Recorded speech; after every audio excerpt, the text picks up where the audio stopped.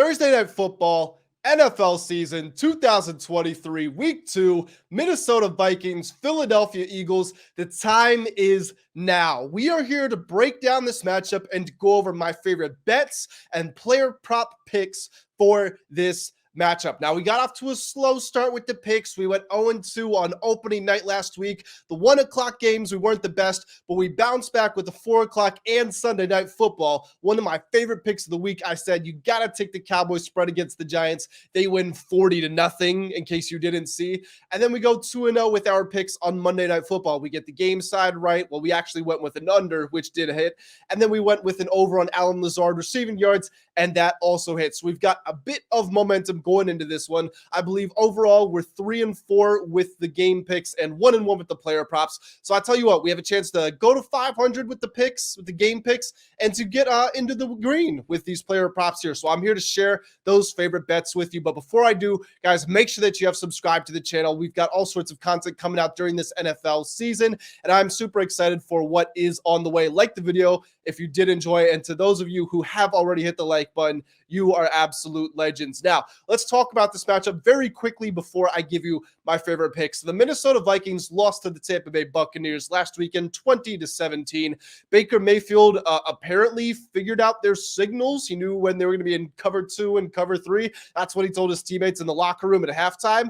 If he did, then, more credit to him. I mean, that's just demonstrates his intelligence. Kirk Cousins threw for 340 yards, but he did have a big interception, which did end up hurting them. Vikings were favored by, I believe, 5.5 or 6 points, and they didn't even win. They lost by 3 points. The Eagles, meanwhile, they beat the Patriots last week 25-20 on the road in Foxborough, but I don't think they looked that great. They went up 16-0 pretty much instantly, and then they scored 9 points in the rest of the game, and the Patriots kind of had their way with them when they were on offense. Now, that can be excused maybe to a certain degree because the Eagles are coming off of that Super Bowl hangover. They lost in the big stage, and historically teams that lose in the Super Bowl don't come out on a hot start the next year. So we got to wait and see, if they have actually regressed or that was just part of the trend of those types of teams being a little bit worse for wear when they return in week 1. Jalen Hurts, though, a little bit concerning. He had a QBR of 36. There were only 2 games he played last year where he had a QBR lower than that. So again, was it a one-off, or is Jalen still that MVP level guy we saw throughout the majority of last season? We have to wait and see. Okay, though, let's go ahead and jump into my favorite pick here of the major markets, the spreads, the money lines, the totals. Where am I going with this matchup? I am going with the Vikings plus 6.5. I'm taking the Vikings plus 6.5, got them on the spread here for -110. The line opened at plus 7.5, and again, it's now dropped a full point, but that doesn't necessarily reflect the public sentiment, as strange as that sounds. These numbers are from BetMGM, and of course, there are other sports books out there, but according to BetMGM, 57% of the bets and 50% of the money is still on the Eagles. So again, even though the line is moving in the favor of the Vikings, that's not a reflection of where the public is at. And it can be smart to fade the public. So you would see the line is dropping and think, wow, there's so much pressure on the Viking side of things. I'm going to go with the Eagles. According to BetMGM, that's not the case. And this is not sponsored by BetMGM. Just happened to follow one of their analytics guys on Twitter or X, whatever it's called now, and he shared that information. Now, Kirk Cousins is maligned for his performances in primetime, but the reality is he's not been that bad from a betting perspective. He's 8-8 against the spread in primetime with the Minnesota Vikings. Now, obviously, that doesn't offer a lean because it's exactly 500 both ways. But when you hear the name Kirk Cousins and you think of primetime, you think he can't win a single game. Well, if he's 500 against the spread, that's better than what most of you are probably thinking in your head right now. Now, the Vikings did disappoint last week. Make no mistake about it. It wasn't a great performance. There's no way they should be losing to the Buccaneers. But the Eagles, a lot of people are kind of giving them a pass. And I can understand the argument that it's Bill Belichick, the greatest defensive mind ever, on the road, week 1, blah. I do understand that, but I do want to make this point very clear. The Eagles, like I said, got out to a 16-0 start in a matter of minutes, scored 9 points the rest of the game, and they never looked like they were going to do much. Jalen Hurts had 170 yards passing with 1 touchdown, 37 yards rushing, and a fumble. Mac Jones threw for 316 yards and 3 touchdowns against that defense.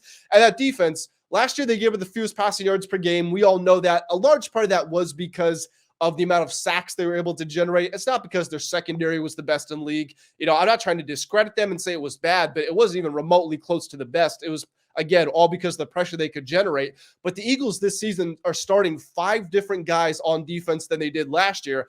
And just take a look at what's happened. They lost both of their safeties last year. They lost their best coverage linebacker. They lost their best defensive tackle. Now James Bradbury is injured. Reed Blankenship is injured. Nakobe Dean is injured. And on the offensive side of the football, Kenneth Gainwell is injured. So is DeAndre Swift going to be the full-time guy? Is Rashad Penny going to be the full-time guy? They didn't seem to trust either one of those guys to give them a bunch of snaps last week. So I think that there is a real opportunity for the Vikings here. And if there's one thing we know about the Vikings, it's that they can move the football. Kirk Cousins, maybe he's going to throw an interception at the wrong time. Sure. Maybe their pass defense isn't the best in the league. In fact, it was one of the worst in the league last year.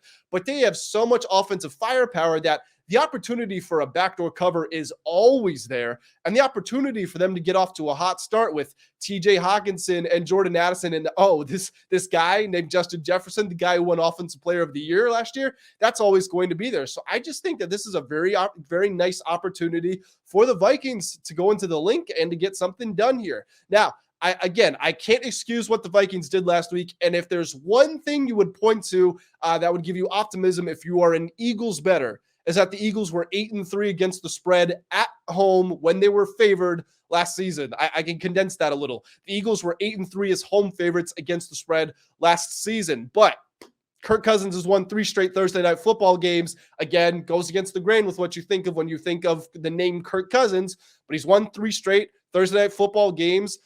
He's performed decently well with the Vikings in primetime and on Thursday night football since he made the move over there from Washington. So Vikings plus 6.5, we're getting over a touchdown here. If they lose by a touchdown, they still cover the spread. So I'm going to take them on that line. And now my favorite player prop, I've said his name a fair few amount of times, Kirk Cousins over 262.5 passing yards. Now, you can get this anywhere between 260 to 264, depending on where you go with your sports book. I went for 262 because the odds value gave me the best benefit. But if you want to lower that down, you can go to 260 for minus 120 value.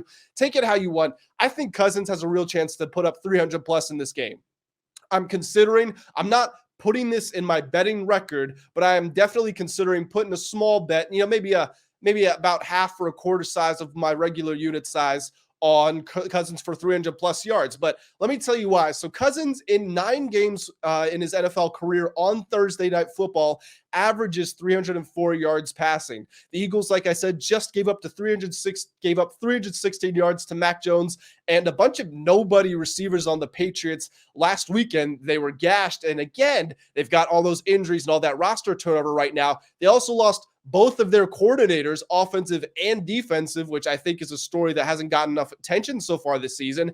And 75% of the Vikings plays last week were passing plays. So the Vikings are going to give Kirk Cousins the opportunity to put air on the ball. And you know what? If they go up early, the Vikings are probably going to respond at one point, and the Vikings will have to throw the ball to keep the pressure up. But if the Eagles offense roars back to life, then you know what? The Vikings are going to have to throw just to try to keep up with them. I think this is a perfect spot for Cousins to get a lot of yards here. Again, I'm not saying he's going to drop a masterclass, 4 touchdowns, no interceptions, game-winning drive. I would never say that, but can they cover, and can Cousins put up a bunch of yards, which we know he can do, and he has amazing weapons around him? I absolutely believe so. I would also be looking at Justin Jefferson over on his receiving yards. He caught 150 last week. Now, he was pretty quiet in the second half, but who cares when you've got 120 or 130 in the first half already? His line's at about 93, 94 and a half receiving yards. So look into that if you are interested in it. But just to do a little recap here, I'm taking Vikings plus 6.5